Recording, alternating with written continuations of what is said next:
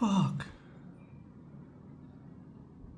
Our objective is to defend the American people by eliminating imminent threats from the Iranian regime, a vicious group of very hard, terrible people.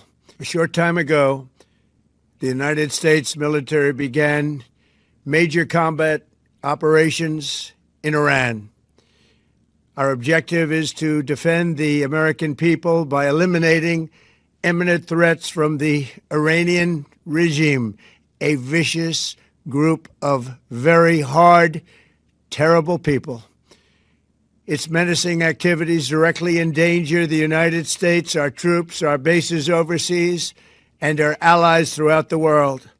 For 47 years, the Iranian regime has chanted death to America and waged an unending campaign of bloodshed and mass murder, targeting the United States, our troops, and the innocent people in many, many countries. Among the regime's very first acts was to back a violent takeover of the U.S. Embassy in Tehran, holding dozens of American hostages for 444 days. In 1983, Iran's proxies carried out the Marine barracks bombing in Beirut that killed 241 American military personnel. In 2000, they knew and were probably involved with the attack on the USS Cole. Many died. Iranian forces killed and maimed hundreds of American service members in Iraq. The regime's proxies have continued to launch countless attacks against American forces stationed in the Middle East in recent years, as well as U.S. naval and commercial vessels and international shipping lanes. It's been mass terror, and we're not going to put up with it any longer. From Lebanon to Yemen and Syria to Iraq, the regime has armed, trained, and funded terrorist militias that have soaked the earth with blood and guts. And it was Iran's proxy, Hamas, that launched the monstrous October 7th attacks on Israel, slaughtering more than 1,000 innocent people, including 46 Americans, while taking 12 of our citizens hostage. It was brutal, something like the world has never seen before. Iran is the world's #1 state sponsor of terror and just recently killed tens of thousands of its own citizens on the street as they protested. It has always been the policy of the United States, in particular, my administration, that this terrorist regime can never have a nuclear weapon. I'll say it again. They can never have a nuclear weapon.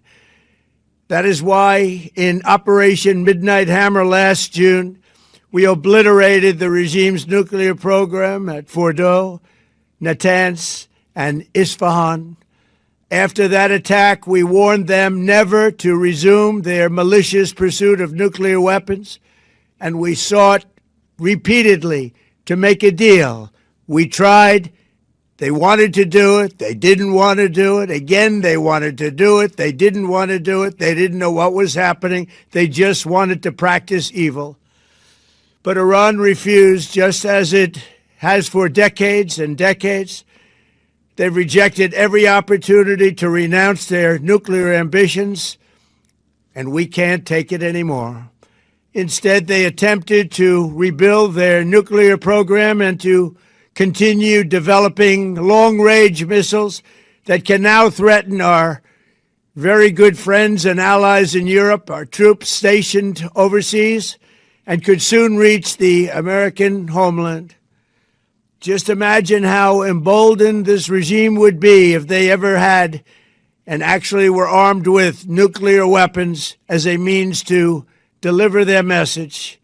For these reasons, the United States military is undertaking a massive and ongoing operation to prevent this very wicked, radical dictatorship from threatening America and our core national security interests.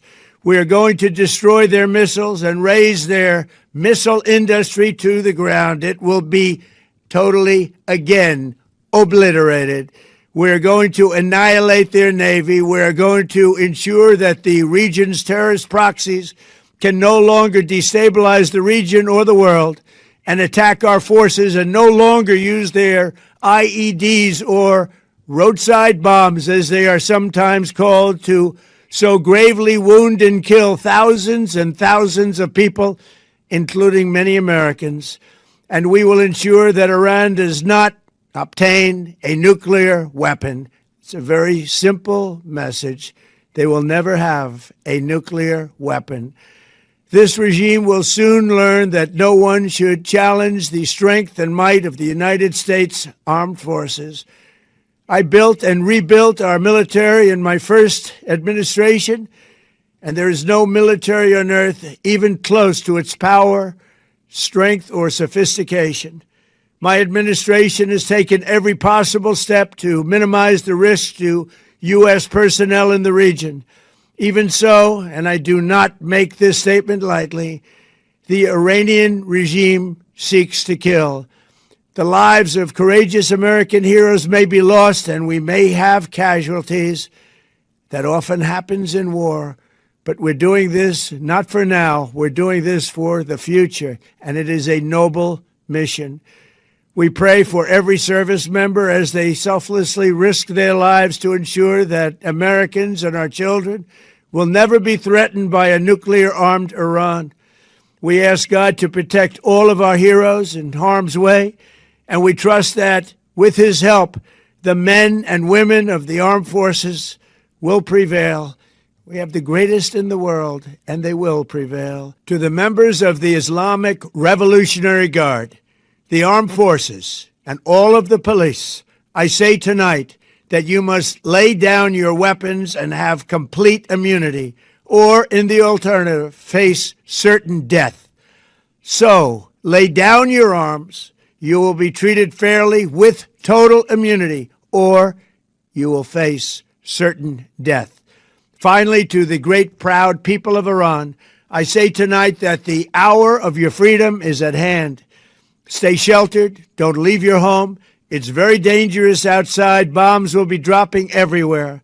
When we are finished, take over your government. It will be yours to take. This will be probably your only chance for generations. For many years, you have asked for America's help, but you never got it. No president was willing to do what I am willing to do tonight. Now you have a president who is giving you what you want. So let's see how you respond. America is backing you with overwhelming strength and devastating force. Now is the time to seize control of your destiny and to unleash the prosperous and glorious future that is close within your reach. This is the moment for action. Do not let it pass. May God bless the brave men and women of America's armed forces. May God bless the United States of America.